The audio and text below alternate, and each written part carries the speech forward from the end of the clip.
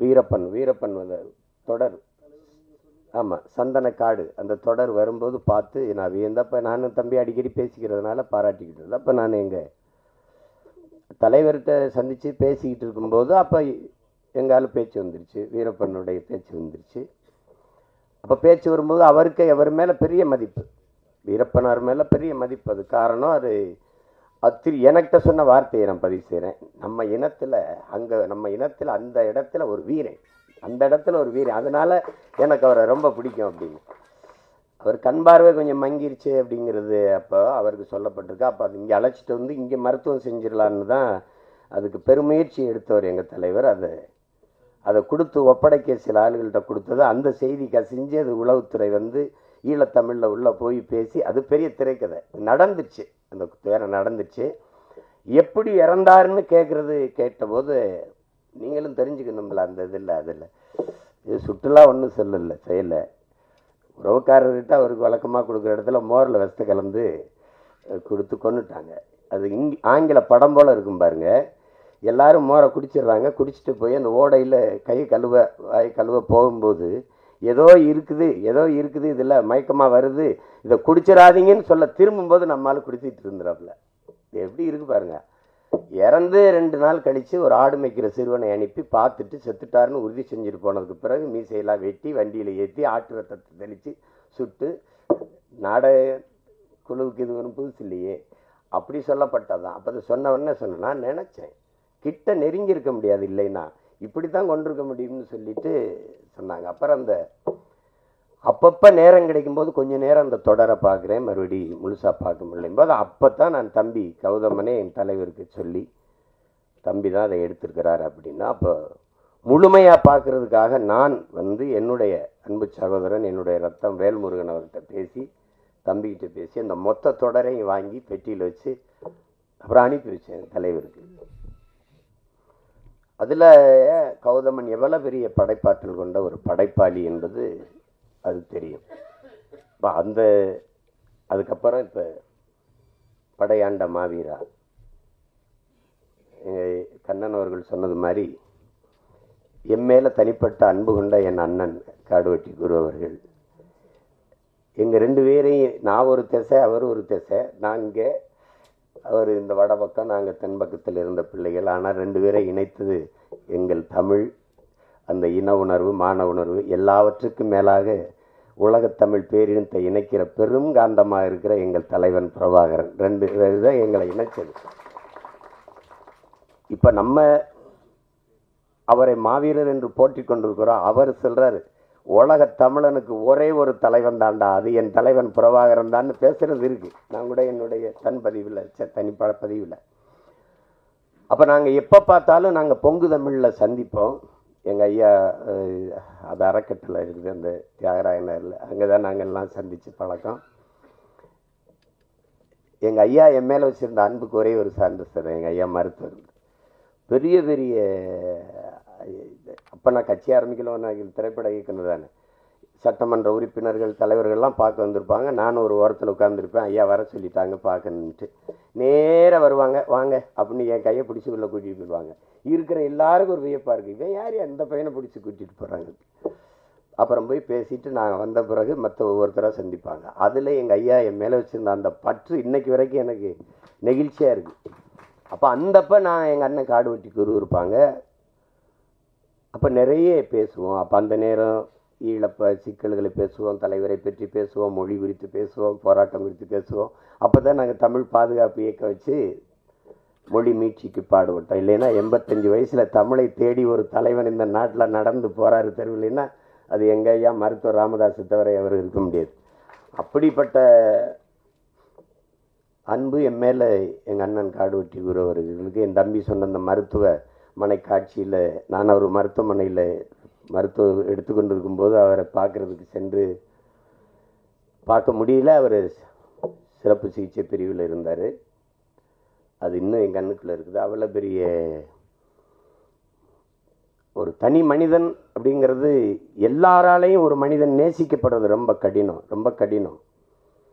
குருனா ஒரு நிமிர்வு, குருனா ஒரு என்ன சொல்கிறது, ஒரு வீரம், ஒரு அச்சம் தெரிச்சு பறக்கும். அதாவது அது அப்படி ஒரு ஆள். அவர் இயல்பான மனிதன். பெரிய இலக்கியம் அப்படி அப்படி பேசுறது அந்த மாதிரி பேசுறது இயல்பாக தான் பேசுவார். ஆனால் ஒவ்வொரு வார்த்தையிலையும் அந்த பாசம் இருக்கும், அன்பு இருக்கும். அப்படி ஒரு நெருக்கமான எங்கள் அண்ணன். அவர் வீட்டில் வரவேற்பு அறையில் மாட்டப்பட்ட ஒரே படம் எங்கள் தலைவன் பிரபாகரன் படம் தான். அதை என் தம்பி அந்த படத்திலே பதிவு பண்ணியிருக்கிறாப்புல. ஆனால் தணிக்கை அதை விட்டுட்டது. தலைவர் படம் வர்றதுன்னா நாங்கள் சோரொட்டியில் ஓட்டானே கிழிச்சு போட்டு போகுது. ஆனால் அதை விட்டுட்டது. அது என்னன்னு தெரியல. நான் கூட சொல்லுவேன், படத்தை பார்த்து எப்படி பயப்படல, அவர் படையை பார்த்து எப்படி 3ஆம் உலகப் போர் இனிமே வருதுன்னாங்க. அதெல்லாம் இல்லை, நாங்கள் 3ஆம் உலகப் போரை செய்த இனத்தின் மக்கள். ஏன்னா ஒரு தலைவனை ஒரு இனத்தை அழிக்க உலகம் முழுமைக்கும் படையை திரட்டி வந்தது எங்களை 22 நாடுகள் சேர்ந்து பிரபாகரன் என்கிற ஒரு தலைவனின் படையை எதிர்த்து போரிட்டு இருக்கு. அப்படின்னா இது உலக போரா இல்லையாங்கிறத நீங்கள் தான் முடிவெடுத்துக்கணும். அப்படிப்பட்ட ஒரு அண்ணன் என்னுடைய காடுவெட்டி குரு அவர்கள். குருன்னா மானம், வீரம் எல்லாம் சேர்ந்து தான் அந்த ஒரு மகன் அவர். அப்போ இங்கே பேசியவர்கள்லாம் சொன்னாங்க பாருங்க, பணமா இனமானா இனத்தின் பக்கம் நிற்கக்கூடிய ஒரு வீரன், ஒரு தமிழன் அவர். அப்போ அப்படித்தான் நீங்கள் மண்ணை காக்கிற போராட்டத்தில் எதற்காகவும் மண்ணை விட்டு கொடுக்காததான் மாவீரனாக இருக்க முடியும். அதே தான் எங்கள் தலைவருக்கும். என் தாய் நிலத்தை இன்னொருத்தன் அடிமைப்படுத்தி ஆள அனுமதிப்பவன் எப்படி வீரனாக இருக்க முடியும்? என் தாயின் மடியில் இன்னொருத்தன் தலை வைத்து படுக்க எந்த மகன் சம்மதிப்பான்? அந்த உணர்வின் எழுச்சி தான், அதுதான் புரட்சியாகவும் போராட்டமாகவும் வருகிறது. அதை சிலர் என்ன பண்ணுவாங்க, இது கலவரம், தேவையில்லாத போராட்டம், இது வெட்டி வேலை, இப்படி பேசுறதுக்கு. அதான் என் தம்பி உணர்வு பூர்வமாக அதை எடுத்துரைச்சேன். அது பார்க்குறவனுக்கு தான். வெள்ளக்காரனுக்கு காந்தியே பயங்கரவாதி தான், காந்திக்கு பகத்சிங் கூட தீவிரவாதி தான். இப்படி தானே இருக்குது அது. இப்போ எங்கள் பார்வையில் எங்களுக்கு எங்கள் தலைவன் பிரபாகரன் யார், எங்களுக்கு எங்கள் அண்ணன் காடுவெட்டி குரு யாருங்கிறது தான். நீங்கள் எப்படி பார்க்குறீங்க? நீங்கள் வீரப்பனையே இன்னும் மாயாவி சந்தல கடத்தல்காரன் திருடன் தான் நீங்கள் கற்பிச்சிங்க. எங்களுக்கு அவன் வனக்காப்பாளன், பிரபாகரன் இனக்காப்பாளன். அப்படி தான் நாங்கள் பார்ப்போம். அப்போ அதுதான் நாங்கள் எழுப்புகிற கேள்விக்கு இங்கே எவரிடத்தில் பதில் இருந்தது? சந்தன கடத்தல் வீரப்பன். சரி, கடத்தினார். என்ன பண்ணார்? சந்தனக்கட்டையை வெட்டி வித்தார். யானைகளை கொன்று தந்தங்களை கடத்தி வித்தார். வித்தவர் காட்டுகள் இருந்தார். வாங்கினவன் எங்க இருந்தான்? வித்தவனையே பல 100 கோடி செலவழித்து பல ஆயிரம் காவல்துறை படைகளை அனுப்பி தேடி போனீர்களே, வாங்கின ஒருத்தனை கூட கைது செய்யலையே. என்ன பதில் இல்லை? ஏன்னா வாங்கினேன் போகிறோம் அதிகாரத்தில் இருந்தான். அப்போ எங்க பக்கம் இருக்கிற நியாயங்களையும் எடுத்து பேசணும் இல்லையா? அதுதான் இந்த படையாண்ட மாவீரா பேசுது. அதில் அதை என்னுடைய தம்பி மிக நேர்த்தியாக செய்வார். என்னுடைய தம்பி கௌதமன் அது மிக நேர்த்தியாக செய்வார். அதற்கு துணையாக என் ஆர்வீர் இளவல் பாலமுரளிவர்மன். அவனுடைய உரையாடல் மிகச்சிறப்பாக இருக்கும். அது எந்த காலத்திலையும் சந்தனக்காடுக்கும் அவன்தான் உரையாடல், ஆட்டோ சங்கருக்கும் அவன்தான் உரையாடல். இப்போ வன்னியர்களெல்லாம் அது அக்கினியிலிருந்து நெருப்பிலிருந்து பிறந்தவர்கள் அப்படி எனக்கு கூட சொல்லுவாங்க. இதெல்லாம் என்ன சினிமா, நம்பும்படியாக இருக்குது. நெருப்பிலிருந்து யாராவது பிறக்க முடியுமான்னு. அது நம்ப முடியாவில்ல, அது நம்ப முடியாமல் கூட இருக்கலாம். ஆனால் நாங்கள் நெருப்பாக பிறந்தவர்கள் என்பதை யாரும் மறுக்க முடியாது. அதை இந்த படத்தில் வசனமாக உரையாடலாக என் தம்பிகள் பதிவு பண்ணியிருக்கிறாங்க. தமிழன் ஒரு நெருப்பு, பெரு நெருப்பு. அநீதியோ அச்சமோ அடக்குமுறையோ அண்ட விடாத அளவிற்கு ஒரு பெருநெருப்பாக வாழ்ந்த மறவர் கூட்டம் தான் தமிழர்கள். இங்கே பேசிய என்னுடைய தம்பி பேரரசு, எங்கள் அண்ணன் சேகர் அவர்கள்லாம் பேசினார். மொழி குறித்து, மற்றவர்கள் நம்மளை இழிவாக பேசுறது குறித்து, மொழி உணர்வற்று போகிறது. இப்போ பேச்சு வழக்கில் பழகிருச்சு எல்லாருக்கும். இப்போ சரி, ஆங்கில சொற்களை கலந்து பேசி நம்ம ஒத்துக்கிறணும், நம்ம இனம் அழிந்துட்டது. நம்ம இப்போ தமிழ்நாடுன்னு பேர் வச்சுருக்கோம். இது தமிழுக்கும் தமிழருக்கும் சுடுகாடாக மாறி இருக்கிறது. தமிழ் இறந்துச்சு. தமிழை கொன்றவர்கள் தமிழர்கள் தான். தாய்மொழியை அழியவிட்ட ஒரு இனம் வரலாற்றில் வாழாது. வாழ்ந்ததா செய்தியே இல்லை. அப்போ நம்ம அழிஞ்சிட்டோம். சமஸ்கிருதம் கலந்து பேசி 1800 கன்னடம் பிறக்குது, 600 தெலுங்கு பிறக்குது, 1600 15ஆம் நூற்றாண்டுல மலையாளம்ங்கிற மொழி கிடையாது.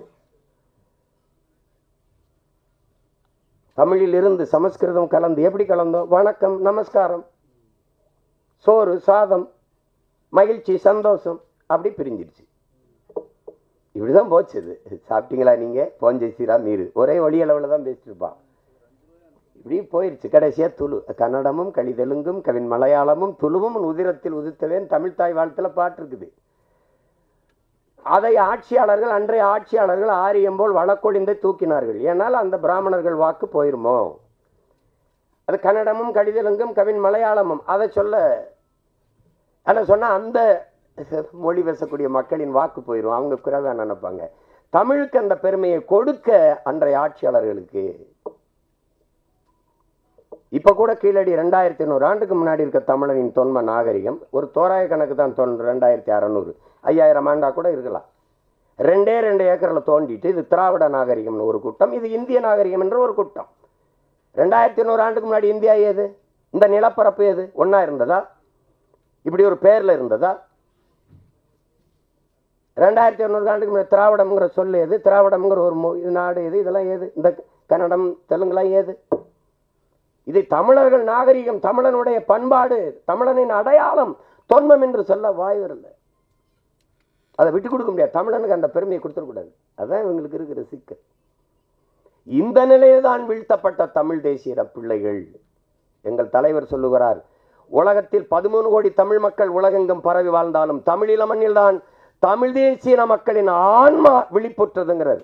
நான் அடிமையாக இருக்கிறேன், விடுதலைக்கு போராட வேண்டும் என்கிற வீர உணர்வு, விடுதலை உணர்வு எழுச்சியுற்றது. விடுதலையின் முதல் படியே விழிப்புணர்வு தான். அந்த விழிப்புணர்வு வந்தது தமிழீழ மண்ணில் தான். இன்றைக்கு அந்த விடுதலை போராட்டம் வீழ்த்தப்பட்ட அந்த நொடியில் இருந்து உலகெங்கும் வாழ்கிற தமிழ் தேசிய மக்களின் மொத்த மக்களினுடைய ஆன்மா விழிப்புற்றது. குறிப்பா தமிழகத்தில் இன்று பேரெழுச்சியாக வருகிறது. அதுதான் எளிய பிள்ளைகள். எங்களுக்கு 36 லட்சம் 40 லட்சம் வாக்குகளை தந்து தமிழ் மக்கள் அங்கீகரிக்கப்பட்ட ஒரு கட்சியாக மாற்றுக்கானா இன்னும் மான உணர்வும் இன உணர்வு உள்ள தமிழர்கள் சாகல எல்லாம் இருக்கான். எங்கு பிறப்பினும் தமிழன் தமிழனே, இங்கு பிறப்பினும் அயலான் அயலான்ங்கிறார் எங்க புரட்சி பாவலர். அதுதான் முக்கியம். அவருக்கு ஏற்க, கன்னடருக்கு தமிழிலிருந்து இந்த கன்னட மொழி வந்ததுங்கிறது ஏற்க அவங்களுக்கு மனசு இல்லை. அண்ணன் கமலஹாசன் பேசுனது சும்மா கதை இல்லை, வரலாற்றை சொல்றாரு. அதை ஏற்றுக்கிறது எதிர்த்துக்க, அதை பத்தி பிரச்சனை இல்லை. அவர் படத்தை நீ ஓட விட மாட்டேங்கிற. ஏன்? நான் உன்னுடைய KGF 1வது பகுதியும் 2வது பகுதியும் இங்க சுதந்திரமா ஓட விட்டல, அதுக்கு பரிசு. இப்ப நீ தான் கிழிக்க முடியும், எங்களுக்கு கிழிக்க முடியாதா? நீ தான் தடுக்க முடியும், எங்களுக்கு தடுக்க முடியாதா? முடியும். ஆனா நாங்க செய்யல. ஏன்? தமிழனின் பேரன்பும் பெருந்தன்மையும் மாண்பும். படத்திலையா அவட பகையை காட்டுறது? படத்துல குடிக்கிற நீர்ல இதுலயாமா பகை? எப்படி இருக்கு பாருங்க. உங்க படம் வராது, உங்க படம் ஓடாது. இப்போ தமிழில் இருந்து வந்தது கன்னடம் என்றதை ஏற்க முடியாத அவர்கள் தமிழை ஏற்கல. தமிழிலிருந்து வந்ததுங்கிறது ஏற்கல. ஒரு தலைவருக்கு தமிழையே ஏற்கல. தமிழையே சனியன் ஒழிக்கணும்ன்றல, தமிழை சனியனை ஒழிக்கணும்னு சொன்னவரை தமிழர் தலைவராகவும் தந்தையாகவும் கொண்டாடணும். ஒரு இனம் உலகத்திலே கேடுகட்ட மானங்கட்ட இனம் தமிழன் தான். அவங்க மொழியவே ஏற்க மாட்டேங்கிறான், அதுல இருந்து வந்ததுங்க ஏற்க மாட்டேங்க. அவரை நான் தலைவனா ஏற்கணுங்கிறத, இப்படி ஒரு உலகம், இப்படி ஒரு சமூகம் எங்கேயாவது இருந்திருக்க பாருங்க. இதுதான் இது. படையாண்ட மாவீராங்கிறது ஒரு திரைப்படமா பார்த்து இதை சுருக்கிட முடியாது. இத்தனை பேருடைய உழைப்பு சிறுக சிறுக சிறுக சிறுக. நான் கூட அது எப்போ முடிப்பேன் முரளிகிட்ட கேட்கும் போதெல்லாம் கேட்பேன், எப்போ தாண்டா முடிப்பேன் அதை அப்படின்னு. சிறுக சிறுக வழி இல்லை. பிள்ளைகள் 100 சேர்த்து 1 லட்ச ரூபா கொடுத்துருக்காங்கன்னா அந்த உணர்வு, அந்த பங்களிப்பை, அதற்காவது இந்த படம் மாபெரும் வெற்றியான இந்த படத்து வெற்றி அடையணும். அப்ப அதுக்காக இவ்வளவு நேரம் இதுல பெரிய பாராட்டுக்குரியது, இந்த மேடையில இவ்வளவு நேரம் பொறுமையாக இருக்கிற பெருமக்கள், அரங்கை நிறைத்து அமர்ந்திருக்கிற என் அன்பு சொந்தங்கள், உங்களுக்கு தான். இவ்வளவு நேரம் பசி நேரம் தாண்டி உறங்குற நேரத்து வரைக்கும் உணர்வோடு உட்கார்ந்து இருக்கிற உங்க ஒவ்வொருத்தருக்கும் என்னுடைய அன்பும் வாழ்த்துக்களும். இன்னைக்கு பார்த்தீங்கன்னா பெரிய படங்களை வரது நான் தப்புன்னு நான் சொல்லலை. வாங்க உலகம் தழுவிய லெவலுக்கு சொல்லுங்க. ஆனால் இந்த ஊரில் ரிலீஸ் பண்ணுறீங்க, இந்த ஊர் கலாச்சாரம் பண்பாடே இல்லாமல் என்னத்துக்கு இந்த ஊரில் ரிலீஸ் பண்ணணும்? தமிழ்நாட்டு மக்களையும் அவங்களுடைய வாழ்க்கையையும் நம்மளுடைய பொருளாதாரத்தையும் அரசியலையும் சொல்லாத படம் தமிழ்நாட்டில் வரக்கூடாது. இது என்ன தமிழ்நாடு என்ன வந்துட்டு போகிற ஒரு விருந்தாடி இடமா அது? அப்படி இருக்கிற பட்சத்தில் இவர் பாருங்கள், பேருங்களே இந்த காலத்தில் வந்து தமிழில் பேர் வர்றதே கிடையாது படங்களில். இது இங்கிலீஷ் படமா எதுன்னு தெரியல. இங்கிலீஷுக்காரன் கூட இங்கிலீஷை கொஞ்சம் மாற்றி வைக்கிறான், அது எல்லாமே ஆங்கிலத்தில் வருது. இது எங்களுக்கு கன்ஃபியூஷனாக இருக்குது. இது இங்கிலீஷ் படமா, ஒரு வேளை உள்ளே போயிட்டு தமிழில் வர மாதிரி. ஆனால் என் மாதிரி தம்பி படையாண்ட மாவீரன், நாங்கள் ப்ரொடியூசர் கவுன்சில் இருக்கும்பொழுது தோட்கார் பாண்டியன் கேட்டு பாருங்கள், என்ன திட்டம் கொண்டு வந்துட்டீங்களா? தமிழ்னு பேர் தலைப்பு வச்சு எல்லாம் கொண்டு சப்சிடியே கிடையாது. இன்னும் இன்னைக்கு என்னமோ தெரியல, கோளாறு பண்ணி விட்டாங்க எல்லாம். சப்சிடி கிடையாது உனக்கு, தமிழ் தலைப்பு வரணும். அதுக்காக ராமதாஸ் ஐயா வந்து ரொம்ப போராடினார். நாங்கள் அவரோட இணைஞ்சது முதல்ல போராடணுங்கிறீங்களா? தமிழில் தலைப்பு வைக்கணுன்றதுக்காக ராமதாஸ் ஐயா எடுத்து போராடினா. சீமான் தம்பி சொல்லவே தேவையில்லை, அவர் எல்லா இடத்துலையும் அவர் பேச்சிலையும் சரி எல்லாத்துலையும் தெரியும் மணிக்கணக்காக தமிழை மறக்காமல் பேசுகிறாரு. ஆக என்னென்னா, தமிழ்நாட்டில் எல்லாரும் ஒன்றாலும் யார் ஒன்றாலும் வாங்க, ஆனால் வழக்கமாக ஆள்றதோ அனுபவிக்கிறதோ எங்ககிட்ட விட்டுருங்க. நீங்கள் விருந்தாடியாக இருங்க. விருந்தாடி உள்ளப்படுத்திவிட்டு உள்ளூர்காரன் தென்னையில் பட்டுக்கிற வேலை இருக்கக்கூடாது. அது வந்து அது என்ன, அது பைத்தியக்காரத்தனம் இல்லை. அது நான் ஒரு படம் எடுத்து தெரியுங்களா, வரவேட்டினா செலவுப்பட்டினாவில் ஒரு 7 வீடு வச்சுருப்பார் ஒரு பெரியவர். கவுண்டமணி சார் கொஞ்சம் ஒரு அப்படி மாதிரி தான். எல்லாத்தையும் வாடகை விட்டுவிட்டு எவனும் வாடகை கொடுக்கறது கிடையாது. இவர் கட்சியில் தெருக்கு பின்ன வெளியில் இருக்கிற திண்ணையில் படுத்து கிடப்பார், பொண்டாட்டிக்கிட்ட கட்டுப்பிடிக்கிறதுக்கு இடம் இல்லாமல். அவர் ஓனர். எதுக்கு சொல்கிறேன்னா, இப்படி தான் தமிழ்நாட்டில் இருக்கிறோம் நாம். எல்லாருக்கும் தமிழ் அதான் மறுபடியும் தம்பி சீமாலாம் இருக்கிறதுனால நல்லா கொஞ்சம் அரசியல் பேசலாம். ஏன்னா சீமான் என்பது ஒரு மைக். நான் 10 பேர்கிட்ட பேசுறதுனா சீமான் பேசினா 1,00,000 பேருக்கு போகிறோம். அது என்னன்னா, அந்த பொட்டன்ஷியாலிட்டி, தமிழ் ஆற்றல், நம்பிக்கை அதில் பண்ணுறாரு. நான் என்ன சொல்கிறேன், சொல்லிட்டு வந்தேனே டக்குன்னு. இல்லை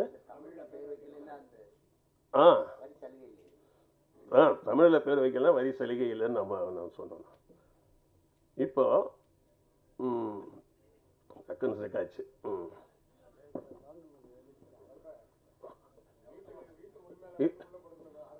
வீட்டு உரிமையாளர்கள் வெளியில் பட்டுக்கணும். இந்த உள்ள படுகிறோன்ற என்ன இருக்கு தெரியுமா? தமிழ்நாட்டில் தயவுசெய்து சொல்கிறேன், யார் வேணாலும் வரட்டும், யார் வேணாலும் இருக்கட்டும், யார் வேணாலும் பிஸ்னஸ் பண்ணு, தமிழ்நாட்டை ஆழம் நினைக்காது. ஒரு தடவை ராமதாஸ் ஐயா வந்து என்னை கூட்டத்துக்கு இங்கே வந்திருக்காங்களே கேளுங்க. ராமதாஸ் ஐயா கூட்டத்துக்கு திருச்சியில் கூப்பிட்டாரு. அங்கே போய் நான் கலந்துக்கிட்டேன். ஒரு கட்சி இது பேர் இது மாதிரி இருக்குது. அவங்க கலந்துக்கும் போது ஒரு மேடையில் தான் பேச வேண்டிய ஒரு கட்டாயம் வந்துச்சு. அதில் என்ன பேசுனா, தமிழர்கள் பற்றிய ஒரு விஷயம்தான். அவர் தமிழர் பற்றி நல்லா பேசினார். ராமதாஸ் ஐயா தான் அவர் தமிழ் உணர்வு உள்ளவர். அப்புறம் மணி ஐயா இருக்காங்களே, அவங்க பேசுனாங்க. நீங்கள் தான் வரவேற்று பேசுகிறீங்க இல்லையா? நான் வந்தேன், நீ நம்ம கட்சிக்கு வாங்கன்னு சொல்லி ஏதோ பக்கத்தில் உட்கார வச்சு சொன்னாங்க. நான் சொன்னேன், இது நீங்கள் பேரே தமிழ் பேர் வைக்கல. நான் தான் சொன்னேன் இல்லையா, நான் பேசும்போது சொன்னேன். நான் பாட்டாளி மக்கள் கட்சினா என்ன ஒரு பாட்டாளி? இந்தி பாட்டாளியா, தெலுங்கு பாட்டாளியா, இல்லை எந்த ஒரு பாட்டாளின்ற? நான் தமிழ் பாட்டாளி கட்சின்னு வைக்க, தமிழர் பாட்டாளி கட்சின்னு வைக்க வேண்டியதானே? இது எல்லாருக்கும் பொது மாதிரி வச்சுட்டீங்க. தமிழர் பாட்டாளியில் இருந்தால் நான் வரேன்னு சொல்லி பேசிட்டு வாங்க. நான் ஏன் கேட்குறேன்னா, நீ எது ஒன்றாலும் எல்லாருக்கும் அப்படி சொல்ல முடியாது. நம்ம தமிழன்ற ஒரு அடையாளம் இல்லைன்னா அப்புறம் என்ன தமிழ்நாட்டில் ஒரு கட்சி? தமிழ்நாட்டில் எனக்கு 10 கிலோ நான் அன்றைக்கி என்ன பேசுகிறேன் தெரியுமா? நீங்கள் வந்து தெற்கு இந்த வட மாவட்டங்களில் பலமாக இருக்கீங்க, தமிழில் பேர் வரும்னு சொல்லிட்டு ரொம்ப போராடுறீங்க. நான் வரவேற்கிறேன். அங்கே ஒரு மாரவாடி வந்துட்டா, யாரும் திருவண்ணாமலையில் ஒரு எம்எல்ஏ மாரவாடி, இங்கே ஏதோ உக்கஞ்சம்துன்னு ஒருத்தன் ஏதோ ஒரு மாரவாடி, எங்கே மதுராந்தகம். இந்த பெல்ட் வந்து நம்ம 1 இயர் பெல்ட்னு வச்சிங்களே, அவன் 2 பேரும் பெல்ட் எடுத்து அடிச்சிருந்தா ஓடி போயிருப்பான்ல. என்ன பெல்ட்டு? நான் அவர் கேட்டேன், உங்கள் பெல்ட்டில் வந்து 2 மாரவாடி வந்து எம்எல்ஏ ஆகிருக்கிறான், அதை கேட்க முடியல, அப்புறம் என்னத்தை நீங்கள் போய் கேட்க போகிறீங்கன்னு போது ஏம்பா இவனை கூட்டணும் வந்துன்ற மாதிரி ஆகிப்போச்சு அவங்களுக்கு. நான் சொல்ல வரதுன்னா, கொள்கை கோட்பாட்டில் தெளிவாக இருக்கணும். அதாவது சில கொடி வச்சுருப்பான், எந்த கட்சிக்கும் ஜாயின் பண்ணுற மாதிரி சில கொடி, எல்லாருக்கும் ஒத்து போகிற மாதிரி சில துண்டு, எந்த கட்சிக்கு போனாலும் இது நம்ம கட்சிக்கு அந்த மாதிரி சில கலை அப்படி இருக்கக்கூடாது. சொன்னால் உறுதியாக அதில் இருந்தோம்னா என்னைக்கா ஒரு நாளைக்கு ஜெயிப்போம். அப்படி தான் காமராஜர் ஜெயிச்சார்.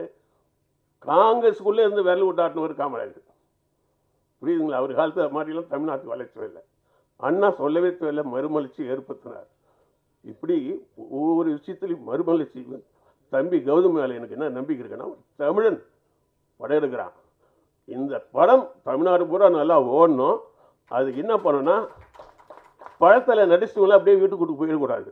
நடிச்சவன், டைரக்டரு, கேமராமேன் எல்லாரும் ஊருக்குள்ளே பிரித்து கொடுத்து, கௌதமன் நீ திருச்சியில் ஓட வைக்கிறது உன் வேலை, ஒவ்வொருத்தருக்கும் பிரித்து கொடுங்க. படம் முடித்து இது நல்ல பெரிய வெற்றி படமாக ஆகிட்டா அப்புறம் இந்த காசை வச்சு நீ பல படங்களை எடுக்கலாம். அதனால் இதில் இருக்கிற டெக்னீஷியன்லாம் இப்போல்லாம் என்ன பண்ணான்னா, அந்த நடிச்சு மேக்கப் கழிச்சிட்டு ஷார்ட் முடிஞ்சாவே போயிடுறான். அந்த படம் ரிலீஸ் ஆச்சா, அது எத்தனை நாள் ஓடிச்சு, போட்ட பணம் வந்துதான்லாம் கேட்குறது கிடையாது நடிகர். பல பேருக்கு நடித்த படத்துடைய டைமே தெரியாது. இப்போ கூட ஒரு படம் போய் நடிச்சுட்டு வந்தேன், என்ன படம் அப்படின்னு கேட்பான். ஏடா காசை வாங்கினீ, உனக்கு என்னட்ட படம்னு தெரியக்கூடாதா? ஒருத்தர் கூட விடாத. இந்த படத்தில் வேலை செய்த அத்தி பெரிய இந்த வீட்டில் இருந்த கிராமத்தில் கொண்டு போய் இதில் ஆட்டுக்கொடையில் எல்லாத்தையும் அடிப்பானுங்கள பட்டி, அந்த மாதிரி போயிட்டு படம் ஓடி வெளியில் வர வரைக்கும் கூட போய் எல்லாரையும் வச்சு வேலை வாங்க. அதனால் இந்த படம் வெற்றி பெறணும். கௌதமன் ஜெயிக்கிறது கௌதமன் சம்மந்தப்பட்டது அல்ல, ஒரு கௌதம் மட்டும் தமிழன் அல்ல, தமிழ்நாட்டில் இருக்கிற எல்லாரும் சேர்ந்து மேலே வரணும். அதனால் தலைப்பு முதல்ல தம்பி சீமான் அவர்களுடைய அன்போடு கேட்டுக்கிறேன். தலைப்பு தமிழில் இல்லைன்னா அது தமிழ் படம் இல்லை. ஒத்துக்காத. தமிழ்நாட்டை ஏன் ரிலீஸ் பண்ணுறேன், வேறு ஊரில் ரிலீஸ் பண்ணிட்டு அப்புறம் கொண்டு வாங்க. இந்த படையாண்ட மாவீர உங்களுக்கெல்லாம் சாதாரண திரைப்படமாக தெரியலாம். தயாரிப்பாளர் எங்களுக்கு பல நாள் கனவு, பல ஆண்டுகள் முயற்சி. ஆகையால் தயவு செய்து ஊடக நண்பர்களும், ஊடகம் என்ன YouTube, all media channel, paper channels, all the channels எல்லாருக்கும் எங்களுடைய தயாரிப்பாளருடைய வேண்டுகோள் என்னவென்று கேட்டால், நீங்கள் இந்த திரைப்படத்தை பற்றி உங்களுடைய ஊடகத்தில் எழுதும் பொழுது நல்ல முறையில் எழுதுங்கள். ஏனென்று கேட்டால், உங்களுடைய எழுத்து என்பது மற்றவர்களுடைய வெற்றியாக கொள்ளப்படும். இந்த வகையில் தயாரிப்பாளர் நாங்கள் வேண்டிக்கொள்வது, விகே ப்ரொடக்ஷன் என்பது பார்த்தா ஒரு இண்டிவிஜுவல் ப்ரொடக்ஷன் கிடையாது, it's a crowd funding movement. இனிஷியலாக தயாரிப்பாளர் பார்த்தோன்னாக்கா ஒரு 5 பேர் தான் வந்து இப்போ பேரில் போட்டிருப்பாங்க. இதுக்கு பின்னாடி பார்த்தா சற்ற ஏறக்குறைய ஒரு 1000 பேர் ஃபண்ட் பண்ணியிருக்காங்க இந்த படத்துக்கு. இது ஒரு முயற்சி. எதுக்கு நான் அதை சொல்கிறேன் பண்ணாக்கா, இயக்குனர் கௌதமன் என்னுடைய நண்பர் ஒரு 3 ஆண்டுகளுக்கு முன்பு என்னிடம் வந்து கேட்கும்போது சொன்னால், இதை வந்து இண்டிவிஜுவலாக எடுக்க முடியாது, மிகப்பெரிய படம், இதை வந்து க்ரௌட் ஃபண்டிங்கில் எடுக்கலும் பார்த்தோம். அது சார்பில் பார்த்தோன்னாக்கா ஒரு 3 வருஷத்துக்கு முன்னாடி நெய்வேலியில் ஒரு மீட்டிங் நடந்தது. அங்கே போடப்பட்ட விதை பல தடைகளை தாண்டி, இடையூறுகளை தாண்டி இந்த படம் இந்த அளவுக்கு வந்து ஒரு கமர்ஷியல் படமாக வந்திருக்கு. கமர்ஷியல் படம்னு கேட்டாக்கா வெறும் என்ன சொல்கிறது, தமிழ் படத்தில் வர மாதிரி ஃபைட்டு சாங்கு அப்படி கிடையாது. இது ஒரு மண் கதை சார்ந்தது, ஒரு மாவீரனின் கதை சார்ந்தது. ஒரு தமிழ் மாவீரன் எப்படி இந்த சமூகத்துக்காக வாழ்ந்து மறைந்தார் என்பதை பின்புலமாக வைத்த கதை இது. நீ நினைக்கலாம் சாதாரணமாக வந்து கற்பனை கதைன்னு சொல்லலாம். அவர் முன்னாடி தயாரிப்பாளர் சொல்லியிருக்காரு, இது உண்மை சம்பவம். நிகழ்வுகளும் காட்சிப்படுத்தலும் வேணா கமர்ஷியலாக இருக்கலாம், ஆனால் ஒவ்வொரு நிகழ்வும் உண்மையாக பேப்பரில் வந்த நியூஸாக இருக்கும். அப்படி இல்லைன்னா அரசாங்கத்துடைய பதிவேட்டில் இருக்கிற நியூஸாக தான் இருக்கும். இது எதுவும் கற்பனை கடையில் வந்து எதுவும் படத்துக்காக எடுத்தது கிடையாது. எதுக்கு அது எடுத்தோன்னு கேட்டால், தயாரிப்பாளர்லாம் கேட்டோம்னாக்கா, நம் தமிழினத்தில் பார்க்கும்போது பார்த்தா நிறைய வரலாறுகள் மறைக்கப்பட்ட வரலாறுகள் இருக்குது. அந்த வரலாறு உண்மையாக அடுத்த தலைமுறைக்கு இந்த ஊடகத்தின் மூலமாக போகும்போது வெளிச்சம் வரும். அதுதான் வந்து இயக்குனர் சொல்லும்போது சொல்லியிருக்காரு, தமிழினம் 3 இடத்துல திருப்பி அடித்தது, இது இந்த இடமும் சொல்லியிருக்காரு. இது உண்மை வரலாறு, இது யாரும் மறுக்க முடியாது. மற்ற எல்லா இடத்திலும் இந்த தமிழினம் அடி வாங்கி கொண்டு தான் இன்றும் இருக்கிறது. அந்த வகையில் இது ஒரு உத்வேகத்தை தமிழ் இனத்துக்கு கொடுப்பதை தாண்டி தயாரிப்பாளர்கள் எங்களுக்கும் நீங்கள் எழுதுகிற ஒவ்வொரு எழுத்தும் எங்களுக்கு வெற்றியாக வந்ததுன்னா இதன் மூலம் பல இளைஞர்களுக்கு நம்மளே சொன்ன இது it's not a single owner project. ஒரு 1000 பேர் வந்து ஃபண்ட் பண்ணியிருக்காங்கன்னா அங்கே 1000 பேர் வந்து பெரிய லாபத்துக்காகலாம் ஃபண்ட் பண்ணல. இது ஒரு கூட்டு முயற்சி. இந்த முயற்சி வெற்றி அடைந்தால் இதன் மூலம் பல இளைஞர்களுக்கும் வாய்ப்பு இல்லாமல் இருக்கிற இயக்குநர்களுக்கும் நடிகர்களுக்கும் இதன் மூலம் பயன்பெறும் என்று கூறி வாய்ப்புக்கு நன்றி சொல்கிறேன். நன்றி, வணக்கம். ஊடக நண்பர்கள் அனைவருக்கும் இனிய மாலை வணக்கம். மேடையில் அமர்ந்திருக்கின்ற V. Sekar sir, Sivasakthi Pandian sir, நீதியரசர் கலையரசன், மரியாதைக்குரிய விகே புரொடக்ஷன்ஸ் தயாரிப்பாளர்கள் அனைவருக்கும், Selva master, Perarasu, Sridhar master, Dinesh, cameraman Gopi, ஏற்கனவே வெற்றி மகேந்திரன் கொஞ்சம் ஒர்க் பண்ணார், அதுக்கப்புறம் பணம் பண்ண முடியல, இந்த படத்தில் ஒர்க் பண்ண தம்பி கோபி, எல்லாருக்கும் என்னுடைய மனமார்ந்த வாழ்த்துக்கள். மாறி மாறி எடிட் பண்ண எடிட்டருக்கு என்னுடைய ஒரு சேலஞ்சாக எடுத்துக்கிட்ட எடிட்டருக்கு என்னுடைய வாழ்த்துக்கள். ஒரு பகுதியில் வாழ்ந்து ஒரு அரசியல் கட்சி பின்புலத்தில் தமிழ்நாட்டுக்கு அறிமுகமான ஒரு மனிதனுடைய கதை. அதில் வந்து சில கதாபாத்திரங்கள் சில கதையை வந்து காட்சியாக சொல்ல முடியாது. ஏதோ ஒரு கேரக்டர் மூலமாக அந்த கதையை நகர்த்திக்கிட்டே போகணும். அது சில டைரக்ஷன் உத்தியில் அது ஒரு விதமான உத்தி. அதை தான் அந்த மாதிரியான ஒரு கதாபாத்திரம் தான் என்னுடைய கதாபாத்திரம். பெரும்பாலும் காவல்துறை அப்படின்னா ஐபிஎஸ் அல்லது டிஜிபி, அந்த பெரிய ஐபிஎஸ் லெவலில் இருக்கிறவங்க, அல்லது டிஎஸ்பி, எஸ்பி, அதை மாதிரி பார்ப்பாங்க. பட் கிரவுண்ட் ரியாலிட்டியில் அந்த கான்ஸ்டபிள் கேரக்டர்ஸ் வந்து நிறையா ப்ளே பண்ணோம். அதிகாரிகளுக்கும் விசுவாசமாக இருக்கணும், லோக்கல் இருக்கவங்களோடையும் ஒத்து போகணும், உளவும் பார்க்கணும், உளவும் சொல்லக்கூடாது, ரகசியமாக இருக்கணும், ரகசியத்தையும் சொல்லணும். இப்படி எல்லாத்தையுமே கட்டிக்காக்கிற ஒரு என்ன செய்கிறதுனே தெரியாமல் புலம்பிக்கிட்டு மன உளைச்சலோடையும் நோயாளியாகவும் வாழுகிற பலர் ஒரிஜினல் போலீஸுக்கு ஒரு கதாபாத்திரம் தான் என்னோட சினிமா போலீஸ். அது இந்த பக்கம் பேலன்ஸ் பண்ணணும், அந்த பக்கம் பேலன்ஸ் பண்ணணும். இந்த படத்தில் வந்து என்ன, கௌதமன் வந்து எனக்கு கிட்டத்தட்ட ஒரு 25-30 வருடமாக தங்கற்ப சண்டை ஒர்க் பண்ணுறதுலேருந்து அப்பப்போ எப்போயாவது பார்த்துக்கிறோம், பேசுவோம். திடீர்னு பார்த்தா அவர் அங்கே போராட்டம், இங்கே போராட்டம், இங்கே போராட்டம், என்னடா எங்கே போனாலும் போராடிட்டே. இப்போ ஒரு நாள் பார்க்கும்போது நீ 2010 ஏதோ பாப்பா வந்து ஏதோ ஒரு ஃபங்க்ஷன் அட்டன் பண்ணும்போது அந்த ஹோட்டலில் ஃபங்க்ஷனில் பார்த்தோம். அப்போ நான் ஒரு நண்பனை கேட்டேன், உனக்கு சினிமாவோட அரசியல் உனக்கு ஈடுபாடு இருக்காப்பா, உன்னால் என்ன ஐடியாவில் நீ அரசியலுக்கு போகிற? அப்போ சீமான் வரப்போகிறாரு, அது வேறு விஷயம், அதோட கம்பேர் பண்ண வேணாம். நான் கௌதமன்ட்ட கேட்டேன், இது சரியா? நம்ம சினிமாக்காரன்னா இதுக்குள்ள எல்லா உணர்வோடையும் பேசுகிறதும் ஒரு திரைப்படத்தோட சம்மந்தப்படுறதும் அதன் மூலமாக மக்கள்கிட்ட அறிமுகமாகிறதுங்கிறது வேற. ஆனால் அரசியல் கட்சியாக போகும்போது, அரசியல் கட்சி தலைவராக போகும்போது, அதுவும் வேற ஒரு அமைப்பில் தலைவருக்கு கீழே வேலை செய்கிறது வேற. நீயே தலைவனாகி உன்னை இயக்கி உனக்கு பின்னாடி ஒரு இளைஞர் கூட்டம் வருது அல்லது பல பொதுமக்கள் வர்றாங்கன்னு இயக்கிறது ஒன்று. இது எப்படி உன்னால் கட்டமைக்க முடியுது அப்படின்னா, இல்லை ஒரு முயற்சி பண்ணுறேன் அப்படின்னு. இன்னமும் வந்து ஏதாவது ஒரு சீன் சொல்லும்போது பார்த்தீங்கன்னா, அவர் பொல்யூட் ஆகலை அப்படிங்கிறத நான் நம்புறதை எப்படி நம்புறேன்னா, ஏதாவது ஒரு சீன் நல்லா சொன்னார்ன்னு அவர் கையெல்லாம் அப்படி புல்லரிக்கும். அந்த எமோஷன்லேருந்து இன்னமும் அவர் முடுபடலை. பெரும்பாலும் ஒரு அரசியல் அதிகாரம் சார்ந்து உள்ளே போகும்போது ஆட்டோமேட்டிக்காக நம்மளுடைய அந்த உணர்வு தன்மையெல்லாம் குறைஞ்சி ரொம்ப பேலன்ஸ் ஆகி எது நடந்தாலும் வேடிக்கை பார்க்குற மனநிலைக்கு வந்து இதை எப்படி கையாளுறதுன்ற ஒரு சூழ்ச்சி அல்லது அதுதான் சரி அப்படிங்கிற ஒரு கட்டம் தான் அரசியல் அப்படின்னு தான் நான் புரிஞ்சு வச்சுருக்கேன்.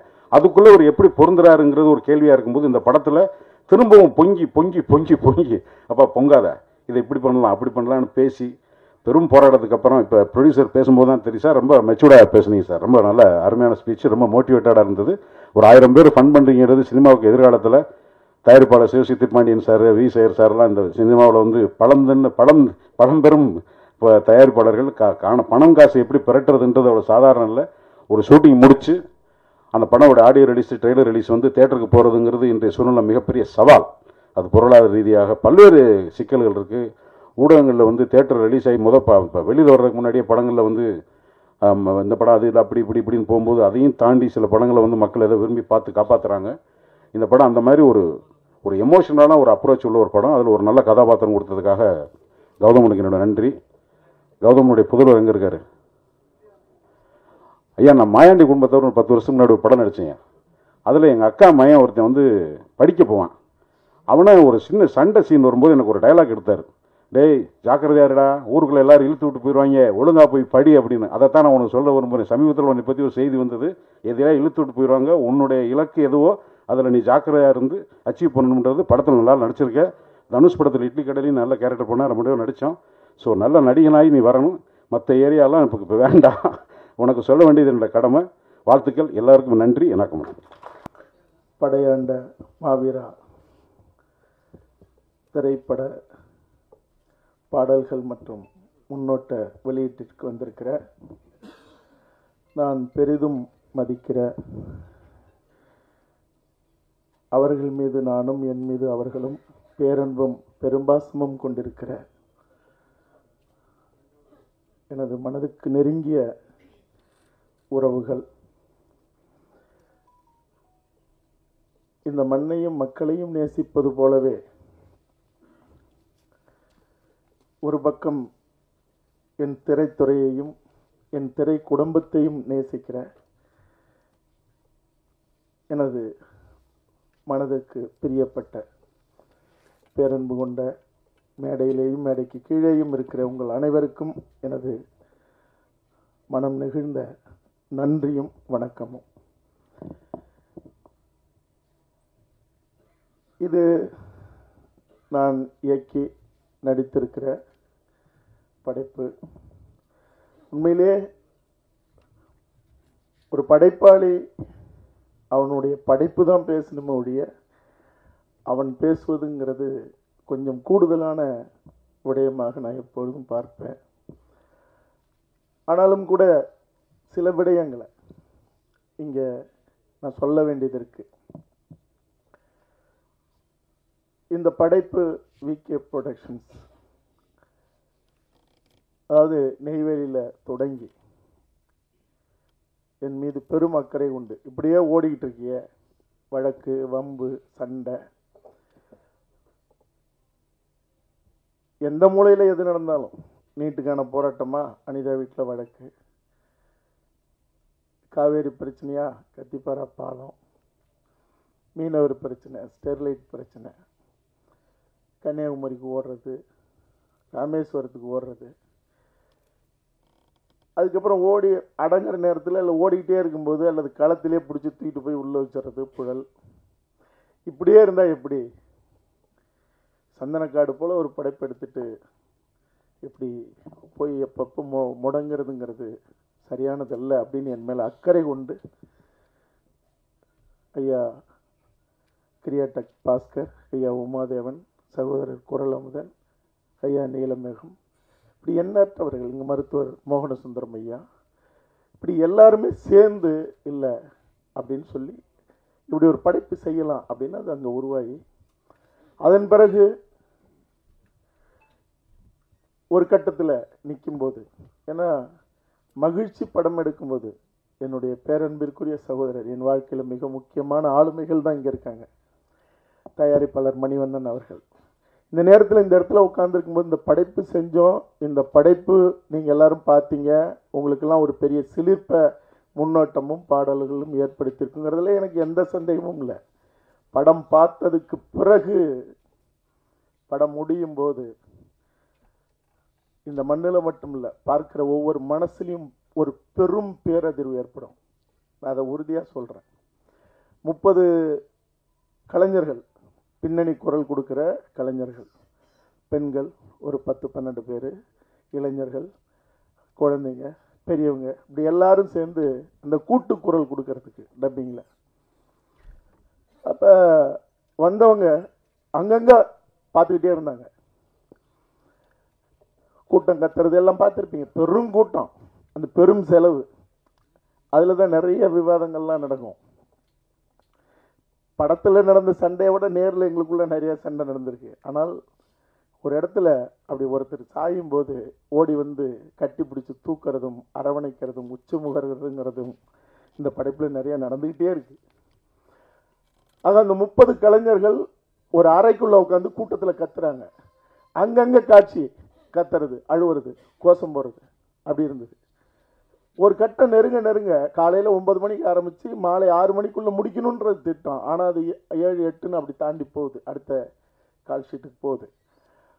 அப்போ ஒரு கட்டத்தில் பொறுக்க முடியாத அவங்க, ஏங்க அந்த ஒரு சீனை முழுசாக காட்டுங்களேங்க, ஏங்க அங்கே கத்தி விட்டு அப்புறம் கடைசியாக காட்சி முடியும் போது அது சரி ரைட் அப்படின்னு சொல்லி பாருங்கள், இந்த காட்சியை பார்க்கணுமா பாருங்கள் அப்படின்னு பார்க்க விட்டேன். இறுதிக்கட்ட காட்சி, இந்த படைப்பின் உண்மை நாயகன் மருத்துவமனையில் ஐயா நீதியரசர் அவர்கள் சொன்னது போல நூற்றுக்கணக்கான கோடிகள் இல்லை, இந்த உலகம் அதிர்ந்து போகும். வேறு 5000 ரூபாய்க்கு கூட கழுத்தறுத்து கொலை பண்ணுற கூட்டம் இருக்கிற இன்றைய சமூகத்தில் 1000 கோடி ரூபாய் 1000 கோடி ரூபாய் விலை பேசப்பட்ட நிலையில் தன்னுடைய இடது காலால் எட்டி உதைத்தவன் உலகத்தில் எங்கேயும் பார்க்க முடியாது.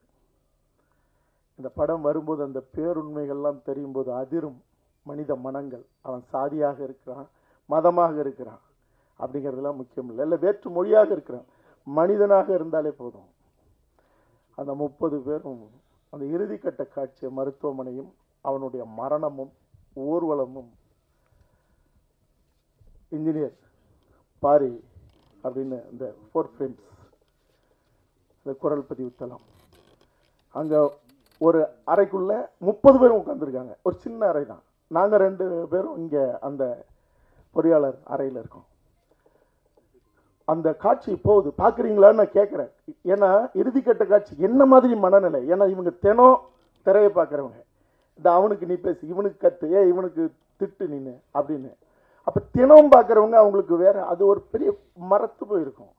அப்போ நீங்கள் அந்த இறுதிக்கட்ட காட்சியை பார்க்க போடுங்க அப்படின்னாங்க. நடக்குது, இறுதிக்கட்ட காட்சி போகுது. அறையில் நாங்கள் இங்கே உட்காந்துருக்கோம், பொறியாளர் நானும். காட்டுறாரு, ஏன்னா நடுப்புற கண்ணாடி இருக்கும், உங்களுக்கு தெரியும் அந்த அறையை இந்த அறையை தடுக்கிறது. ஏன்னா இங்கேருந்து சொல்கிறதுக்கு ஒரு அம்மா குனிஞ்சு அழுதுச்சு, இன்னொரு அம்மா சேலை எடுத்து, இன்னொரு அம்மா திரும்பிச்சு, ஒரு பையன் கரிச்சு இப்போ வருவான் குடிஞ்சு இவர் என்கிட்ட சொல்லிக்கிட்டே இருக்கார், பாரு சார் பாரு சார். இதெல்லாம் இறுதிக்கட்ட காட்சியினுடைய அதுக்கு முன்னாடி வரைக்கும் சிலிர்ப்பு, நெருப்பு, தகிப்பு, படம் பூரா அப்படிதான். ஆனால் அந்த இறுதிக்கட்ட காட்சி அது சொல்லு சார், அந்த பாரு சார், அந்த பையன் அந்த அந்த நிற்கிறான் பாரு சார், நின்று பார்க்குறான். பாடல் அந்த முடிஞ்சுது. எள்ளுவய பூக்களையே எப்படி ஒரு பாடலோ, எனக்கு ரொம்ப பிடித்த பாடல். இதுல வீரப்படையாண்ட வீரா வெற்றிக்கு பிறந்த தீரா அப்படின்னு அந்த பாடல் கவி பேரரசு வைரமுத்து அவர்கள் எழுதியிருப்பாங்க. அவன் மக்களை மறந்து மறைந்தாயே மாவீரான அந்த பாடல். அது வெறும் பாடலா கேட்டாலே யாராலையும் தாங்க முடியாது, காட்சியா முடியும் போது அந்த ஒரே அழுகை சத்தம், கதறல் சத்தம் எனக்கு எனக்கு வெளவெளத்து போச்சு. ஏன்னா இந்த மனநிலைங்கிறது அது அது எப்படியாப்பட்ட மனநிலைன்னு உங்களால் ஏதாவது ஒரு வகையில் புரிஞ்சுக்க முடியும். ஒரு பையன் எந்திரிச்சு, எல்லாரும் அப்படி கலங்கிட்டு இருக்காங்க, கத்திக்கிட்டு இருக்காங்க. ஒரு பையன் அந்த அந்த பொறியாளர் அறைக்கு 30 பேர் வர முடியாது, ஏன்னா சின்ன அறை.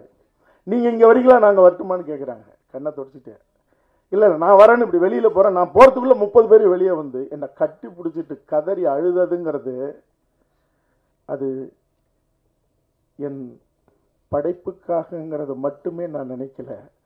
ஒருத்தன் அறம் கொண்டு வீரம் கொண்டு நேர்மை கொண்டு பிறந்து வாழ்ந்த ஒருத்தனுடைய வாழ்க்கைங்கிறதுனால தான் அந்த கதறலும் அந்த அழுகையும். இல்லைன்னா வராது, வரவே வராது. ஆக நான் இந்த படம் வெற்றி படங்கிறது இல்லை, எனக்கு எந்த சந்தேகமுமே இல்லை.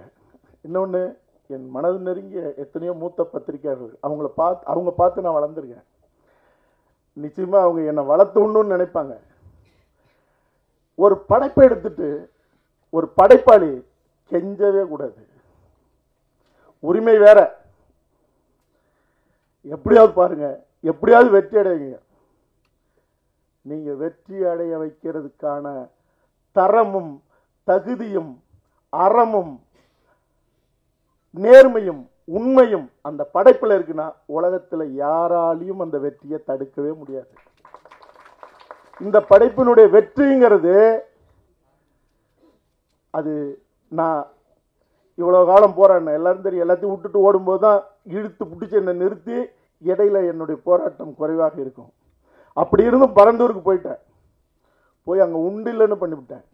வந்த உடனே பெரிய ரைடு இவங்க தான், யாருக்குன்னு அடங்குற ஆள் இல்லை. ஆனால் பணம் போட்டவர்கள் சொல்லும்போது நான் யோசித்தேன்,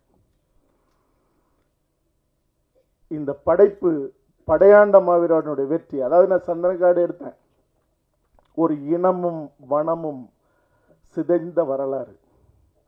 அதிகாரத்தில் கையில் வச்சிருக்கிறவன் ஆட்சியாளனா இருக்கலாம், அமைச்சரா இருக்கலாம், காவல்துறை அதிகாரியா இருக்கலாம், எவனா இருந்தாலும் எங்கள் மண்ணில் அங்க நடத்தின அந்த காட்டு மிராண்டி வேட்டை வெறும் மான மயிலை மட்டும் அடிச்சு திங்கல, எங்கள் வீட்டு பெண்களை சிதைச்சு நூற்றுக்கணக்கான பேர் அந்த காவிரி ஆற்றுல தூக்கி போட்ட அந்த காட்டு மிராண்டிகள், அவன் தேவாரமாக இருக்கட்டும் இல்லை எண்ணற்ற அதிகாரிகளாக இருக்கட்டும், உரிச்சு எரிச்சு சாம்பலாக்குன அந்த படைப்புல.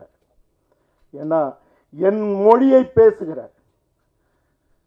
என் இனத்தை சார்ந்த அல்லது என் மண்ணில் அவன் எந்த சாதியாக இருந்தாலும் யாராக இருந்தாலும் எங்கள் வீட்டு பெண்களையும் எங்கள் வீட்டு ஆண்களையும் அவன் அச்சுறுத்தினாலோ அடிமைப்படுத்தினாலோ அடிச்சாலோ அழிச்சாலோ அவன் எவனாக இருந்தாலும் அவன் இந்த மண்ணில் இந்த உலகத்து முன்னாடி தலகுனிலும் தான் நான் சந்தனக்காடு எடுத்தேன்.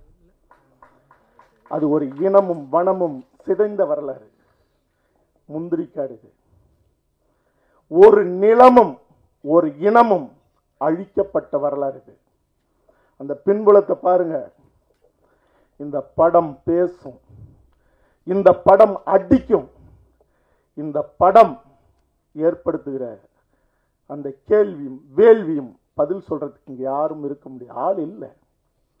ஆனால் அறம் பேசியதுனால், இந்த படத்தை எதையுமே செய்ய முடியாத ஒரு நிலை இருந்ததுனால இன்னைக்கு எல்லாத்தையும் தாண்டி அவங்கள நம்ம வாழ்த்துறதும் சரியானதா அல்லது தூற்றுறதும் சரியானதான்னு எனக்கு தெரியல. இந்த படத்தை பார்த்த சென்சார் போர்டு அதிகாரிகள் மெம்பர்கள் யாராலையும் எதுவுமே சொல்ல முடியல. பாடலை கொண்டுட்டு போகும்போது பல கட்டுகளை கொடுத்தவங்க படம் பார்த்தாதான் நாங்கள் பாடலுக்கு அனுமதி கொடுப்போம்னு சொல்லி முதல் முறையாக தமிழ் திரை வரலாற்றில் முடியாதுட்டாங்க. எனக்கும் அவர்களுக்கும் கடுமையான வாக்குவாதம். ஆனால் நான் படத்தை எடுத்து முடிச்சு கொடுத்தேன். கொடுத்ததுக்கு பிறகு நீங்க அவ்வளவு பெரிய மாவீரனுடைய வரலாறு இவ்வளவு செறிவாகவும் இவ்வளவு வலிமையாகவும் சொல்லும்போது ஏன் அவருடைய படத்தையே நீங்க தொடக்கத்தில் போட்டு சமர்ப்பணம்னு நீங்க செய்யக்கூடாதுன்னு என்னை கேட்டு அப்படிதான் நான் பதிவு பண்ணியிருக்கேன். ஆமா, இது காடு வெட்டி குரு அவர்களுடைய ஒரு பெரு வரலாறு, வீர வரலாறு.